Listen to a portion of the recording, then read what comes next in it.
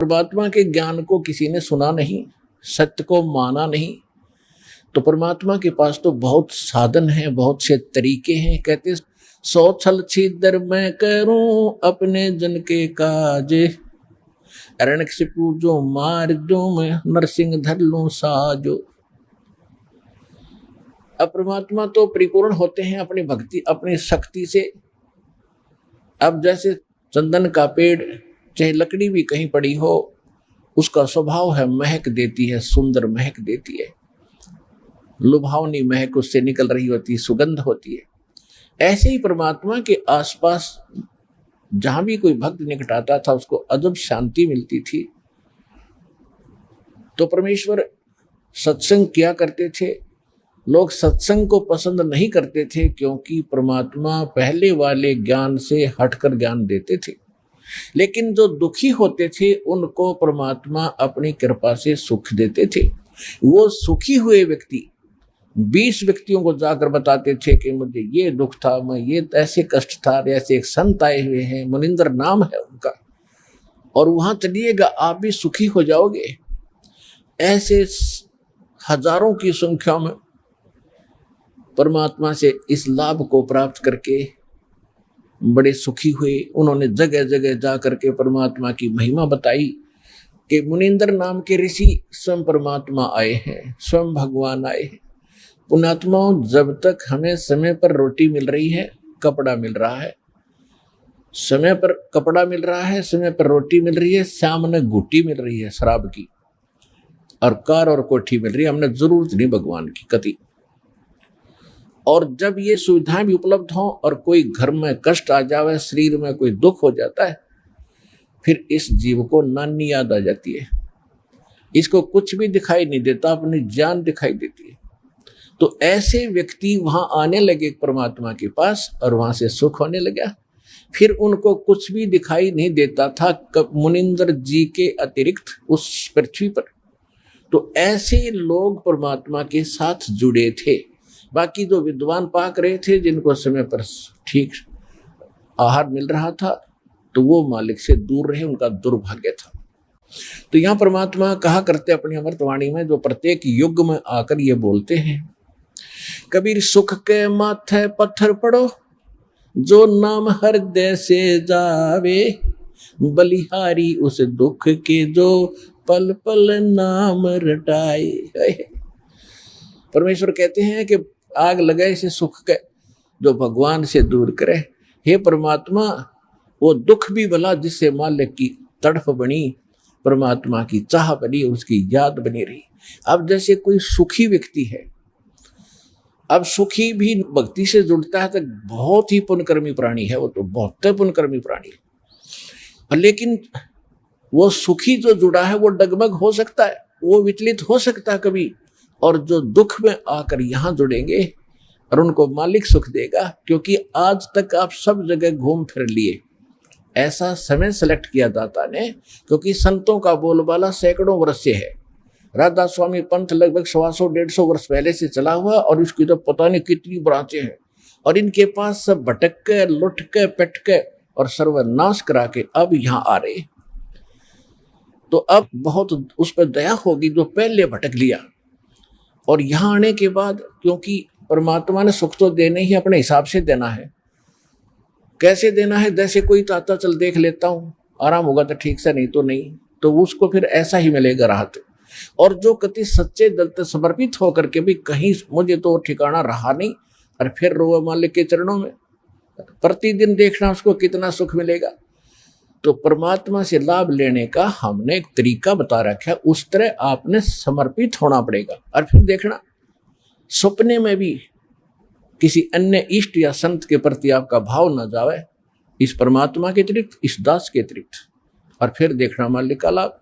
तो ये कहने से नहीं बनेगा, सोचने से नहीं बनेगा।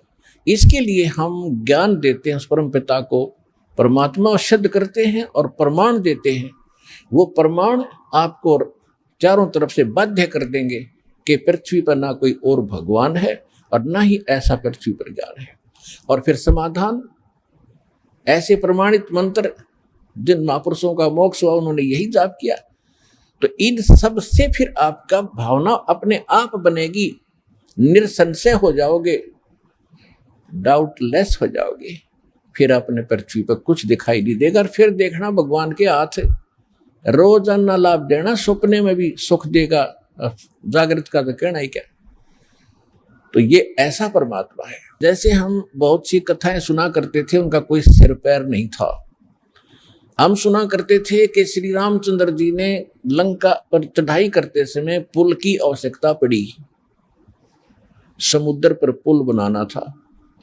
हम ये भी सुनते थे कि 3 दिन तक भगवान श्री रामचंद्र जी समुद्र के अंदर घुटनों पानी में हाथ जोड़े याचना करते रहे कि हे जल्दी हे सागर राज, मुझे रास्ता दे दो, मैं बहुत दुखी हूँ, मेरी पत्नी को लंका का राजा रावण उठा ले गया है और उसको बहुत सता रहा है, उस पर चढ़ाई करनी है, हमने उसको बहुत प्रार्थना कर ली है, वो लौट आने को तैयार नहीं है। जब 3 दिन तक समुद्र ने उसको रास्ता नहीं दिया, तो तब श्री रामचंद्र जी ने लक्ष्मण से कहा था कि लक्ष्मण, मेरा अग्नि बाण दे, ये लातों के भूत बातों से नहीं मानते। जब उसने अग्नि बाण चढ़ा करके समुद्र को फूकने के लिए कोशिश की, उसमें लपटें निकलने लगी, क्योंकि सिद्धि से चलता था पहले ये सब शस्त्र। तब कहते समुद्र ने रास्ता दिया, ऐसे सुनते थे। फिर क्या सुनते थे कि नल नील ने समुद्र पर पत्थर रख दिया, उनके हाथों में पावर थी, उनमें शक्ति थी, सिद्धि थी कि उसके हाथ से रखा हुआ पत्थर जल में डूबता नहीं था, और जिस कारण से पुल बना। फिर हम ये भी सुना करते थे नकलियों से कि हनुमान जी ने पत्थरों पर राम का नाम लिख दिया, इसलिए पत्थर तिर गए। प्रथम तो कहते हैं समुद्र ने हाथ जोड़कर रास्ता दे दिया जब रामचंद्र जी ने जलाना चाहा, उसको फूकना चाहा। फिर कहा करते नल नील के हाथों तैरते थे पत्थर, उनकी कोई वस्तु नहीं डूबती थी समुद्र पर। फिर कहते थे हनुमान जी ने राम का नाम लिख दिया, इसलिए तर गए, पत्थर पुल बन गया। अरे कोई एक तो बताओ, एक पर सेट हो जाओ, किसने एक रहा को किससे होया हो, फिर रामचंद्र की तरह गया, नल नील से ही पुल बन गया, फिर राम ने कित बनाया वो। अब इसका निष्कर्ष निकलेगा, इस कथा से जो दास सुनाने जा रहा है त्रेता युग की। ऐसे प्रश्न करे एक भक्त ने मेरे से, जब गांव गांव में दास सत्संग करने जाता था, वो कहने लगा जी मैं मिलिट्री के अंदर हूं, और मिलिट्री हमारी ज्यादातर पहाड़ी क्षेत्र में रही है। जहां भी मुझे कोई मंडलेश्वर, कोई संत, कोई गुफा में साधु मिला है, मैं उनसे मिलने जाता रहा हूं। और ये एक प्रश्न करता हूं, मैं रामायण का पाठ बहुत करता हूं, और उसमें देखता हूं कि सभी राक्षस मांस खाएं, शराब पीवें, ऐसा व्यवहार विचार उनका हो गया था। और वहां पर विभीषण और मंदोदरी, इनके विचार पढ़ते हैं जब रामायण में, तो साधु संतों जैसे, तो इनको ये ज्ञान कहां से आ गया ऐसे बूढ़े राक्षस नगरी में। तो वो कहने लगा जी मैं सब जगह मंडलेश्वरों के पास जा लिया, पर इस प्रश्न का उन्होंने को संतोषजनक उत्तर नहीं दे पाए, मैं आज तक भटक रहा हूं। तो मैंने कहा भाई इस रोग की दवाई मेरे पास है, अब सुन ले, सुनाता हूं। दास ने सुनाई फिर कथा, जो सत्य कथा है। परमात्मा त्रेता युग में मुनिंदर नाम से आए हुए थे, और काफी दुखी व्यक्ति मालिक की कृपा से, आशीर्वाद से सुखी हुए थे। फिर उनको दाता ये प्रथम मंत्र दिया करते थे। ये प्रथम मंत्र में जो पहले और लास्ट वाले नाम पहले नहीं दिए जाते थे, उनको तो अब बचपन से जब कलयुग आया, इस समय ही प्रारंभ करना था, ये कंप्लीट कोर्स अब देना था। पहले तो ऐसा समझ लो कि ये आपको ग्लूकोज लगा दी जब तक सर्जन नहीं आया, और ग्लूकोज से रोगी मरता नहीं, लेकिन रोग नाश नहीं होता।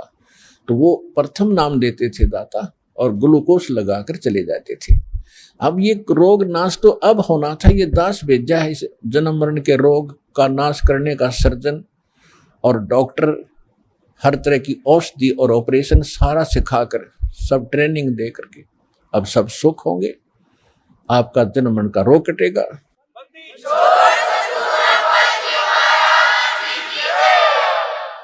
एक समय परमात्मा एक दरिया के किनारे सत्संग कर रहे थे। दरिया के किनारे ही उनका एक झोपड़ा था, कुटिया थी, वहाँ सत्संग किया करते थे। वहाँ हजारों की संख्या में इधर उधर से भक्त आकर के सत्संग सुनते थे, जो निर्धारित समय किया जाता था, महीने में, 2 महीने में, 6 महीने में। तो ऐसे ही एक नल और नील नाम के दोनों आपस में, ये मौसी के बेटे थे, यानी इनकी माताएं सगी बहन थी। और ये किसी देव प्रकोप से दोनों के दोनों मानसिक रोग से पीड़ित थे। शरीर में भी बहुत पीड़ा रहती थी, जिसकी उपचार के लिए वेदों के अतिरिक्त साधु संतों से भी आशीर्वाद प्राप्त इन्होंने खूब किए थे। और सभी ऋषि महर्षियों ने उनको बता दिया था कि नल और नील, बेटा ये तुम्हारे प्रारब्ध में, यानी तुम्हारी किस्मत में अंकित है ये कष्ट, और इसको बेटा आपने भोगना ही पड़ेगा, कोई विकल्प नहीं। अब बेशक से आत्मा को कोई कितना ही ऐसे संतोष दिलाए कि ऐसा ही होता है, लेकिन इसको मालूम है कि परमात्मा कोई ऐसी पावर है, ऐसी शक्ति है कि वो सब दुख दूर कर सकता है। परमात्मा के गुणों में हम खूब सुनते और सुनाते रहते हैं। इसलिए आत्मा संतोष नहीं पाता है, दुखी व्यक्ति फिर कहीं ना कहीं और किसी से सुनकर भी जाता है। जब वो कति थक लिए थे, दोनों अंतिम फाइनल फैसला मान चुके थे कि अब कहीं ठिकाना नहीं रहा, हमें तो ये तड़प के मरना ही शेष बचा है, और लंबी आयु होती थी। किसी ने उनको बता दिया कि आप चलिएगा ऋषि मुनिंद्र जी के पास और नल नील आपका रोग ठीक हो जाएगा। उनको अविश्वास रहा कि नहीं, हमने बड़े बड़े ऋषि देख लिए हैं, ये तो पहली बार नाम सुना है हमने आपसे, कोई मुनिंद्र नाम का ऋषि कहीं पर है। तो 1 से 2 से 3 से जब ये बात सुनी, उनका भाग्य उदय हुआ। उनके कहने से वो चले गए कि चलते हैं भाई, और तो कहीं हमने ठिकाना मिला नहीं। तो जब वो वहां आए, मालिक को पता था कि अब निशान ने चोट लगानी पड़ेगी, क्योंकि ये सब जगह थक लिए हैं और कोई इनने ऋषि महर्षि मंडलेश्वर भूत झाड़े लगाने वाला कोई छोड़ा नहीं है। अब इनको कुछ रिजल्ट दूंगा तो ये बच्चे मेरे पास टिक जाएंगे आसानी से।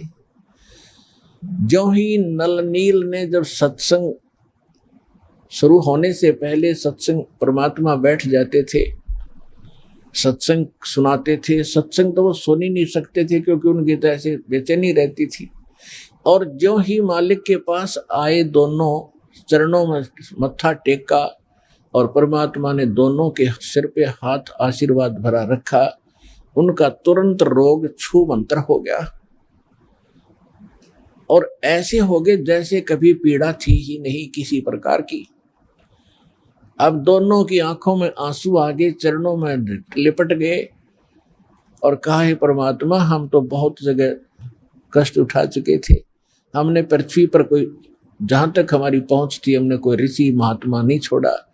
हे परमात्मा, हमारे ऊपर बहुत बड़ा कहर था, बड़ा कष्ट था, आपकी कृपा से हम स्वस्थ हो गए, आप स्वयं परमात्मा आए हो।